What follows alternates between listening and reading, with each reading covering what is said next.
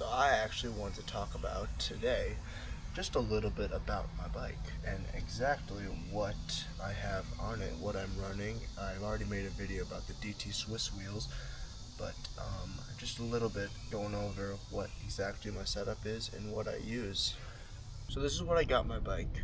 This is what it looked like when I first got it. I was the happiest kid. That was a year ago. I'm a full grown man. I was the happiest man on the planet, but as I got more into cycling, I made more purchases and upgraded my bike more than it already was. So what I ended up doing to it from this, whatever this was, what I'm running now is the Tarmac SL7 S-Works frame, which is absolutely,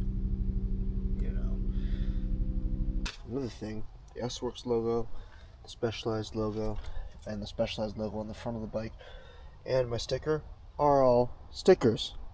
Yes, they are all stickers.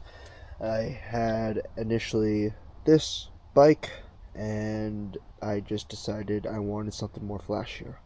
Everyone's gonna be talking about drivetrain out. I don't really. Okay. Now we can expose my dirty drivetrain for the world to see. Pedals. What pedals we were running? We are running Shimano PD R9100. All these pedals, when I first got into cycling, were absolutely so confusing, and so I just absolutely switched to the lightest one from Shimano.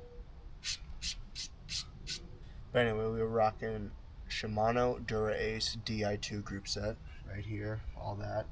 Another interesting, as you can see, this little bit of wear and tear on the cap for my power meter battery. They actually put a zip tie on it because it's missing 2 screws. So that is how my power meter is hanging on right about now. Let's look at the integrated cockpit. They did an absolutely phenomenal job setting this up for me at Specialized Lincoln Park. It's been my favorite upgrade. 110 stem, 40 millimeter wide bars. It's been right on the money for me, right for grip, for handling. It's been absolutely great. And this is the seat we're rocking. I'll put up what exactly it is here. But this is actually the seat that I got measured for my butt, that I trust 100%, and I'm gonna stick to it because it hasn't failed me yet.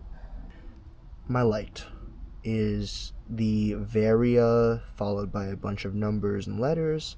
I still use the little rubber band cord.